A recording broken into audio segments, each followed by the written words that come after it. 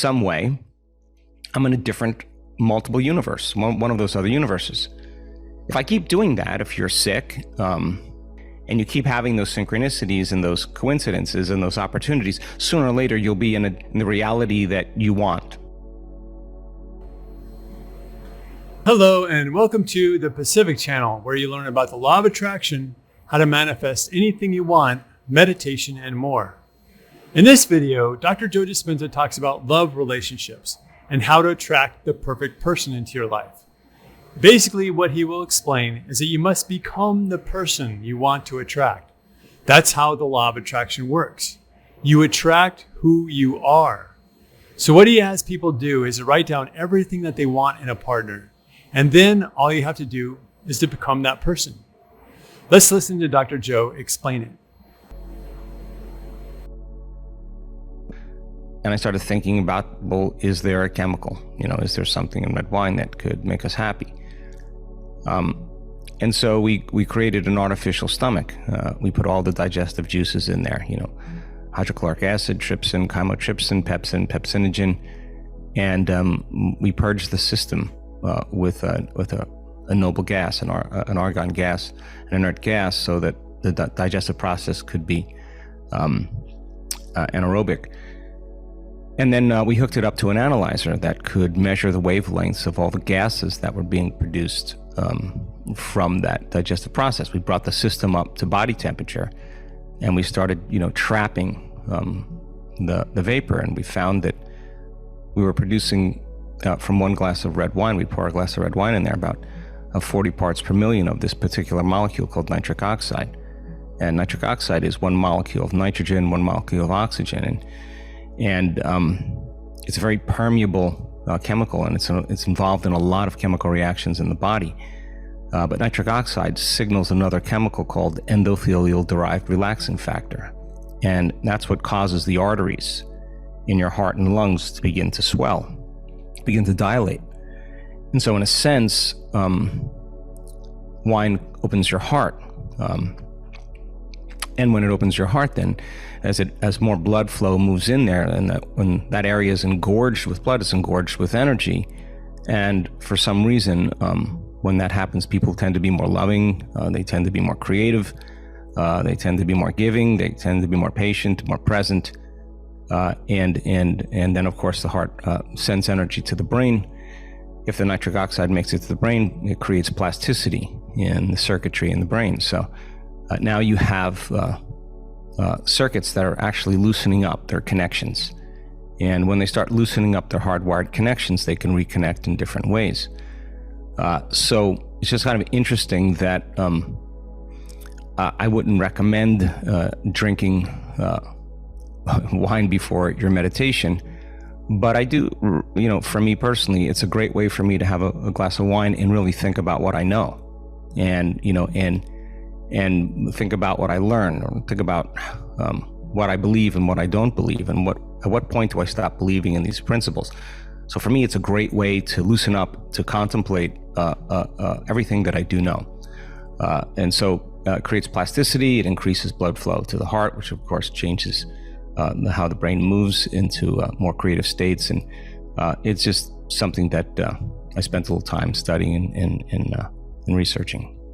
That if I do the work every day and I do it properly, and I move beyond my association to my body, to my environment, to time, and I become pure consciousness, and I allow my consciousness to merge with the consciousness of the absolute, of the void, of the vacuum, of nothing, where there's infinite possibilities, infinite universes, that if I do it properly, when I come back to my senses, I come back to Joe Dispenza, and I step back into my world, I believe that if I truly made contact, when I come back, everything will look exactly the same as I left it.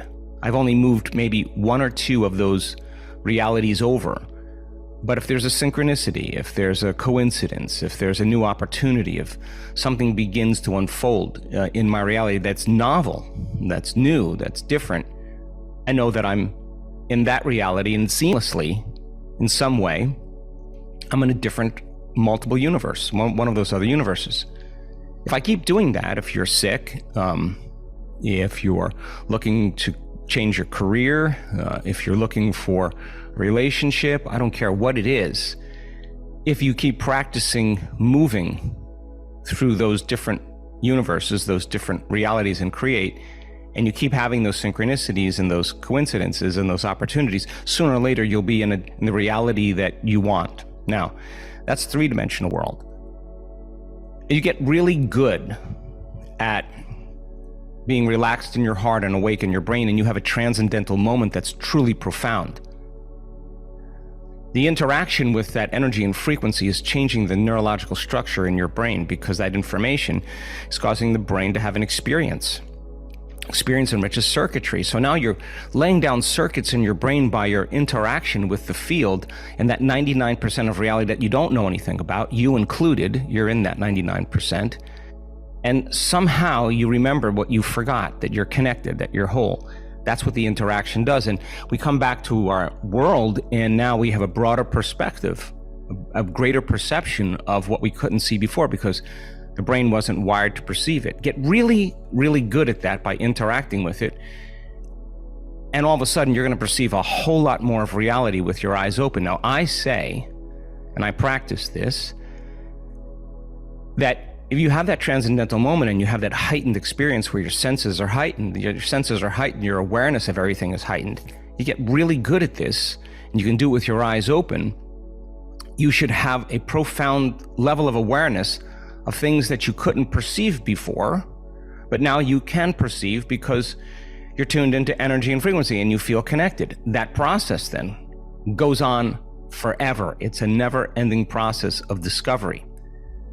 So relaxed in the heart and conscious and awake in the brain tends to be the formula. And do I think that you can experience all kinds of unusual things? Yes.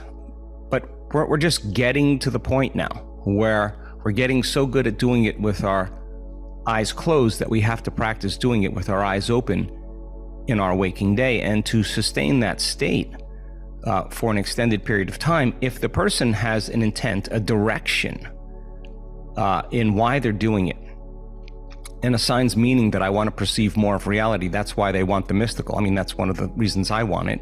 I want to see more that I'm not seeing. I want to awaken to what I can perceive. The upgrade is not going to come from your experience in three-dimensional reality. It's going to come from your interaction with energy and frequency.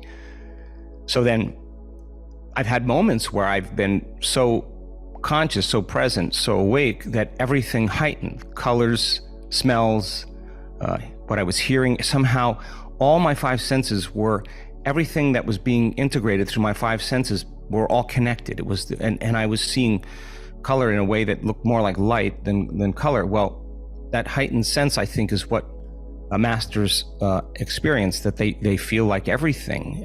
They're a part of the whole in some way. They're no longer separate. That's the journey. The side effect of your interaction with the universal mind, with source, with pure love, whatever you want to call that, is you become more of it and it becomes more of you. And then the reality that we perceive here, we can actually shorten the distance between the thought of what we want and the experience of having it without doing anything.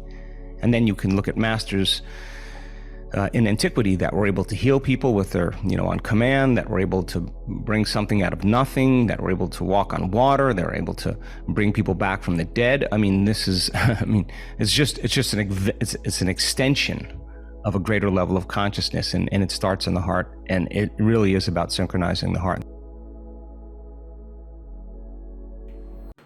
The law of attraction can be applied to anything, such as money, health, career, and relationships.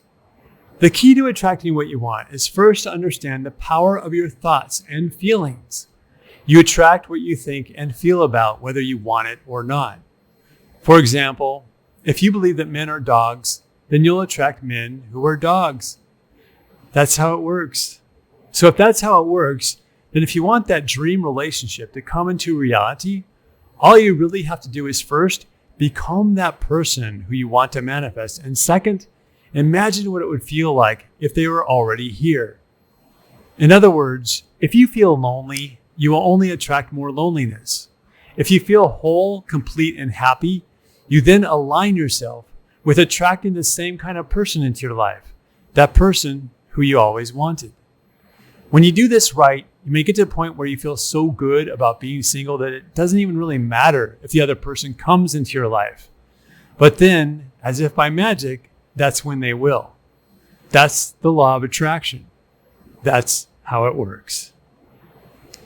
If you like this video, please like and subscribe to watch more videos like this. And if you feel so inclined, please leave a comment below. Thanks for watching and have a great day or night.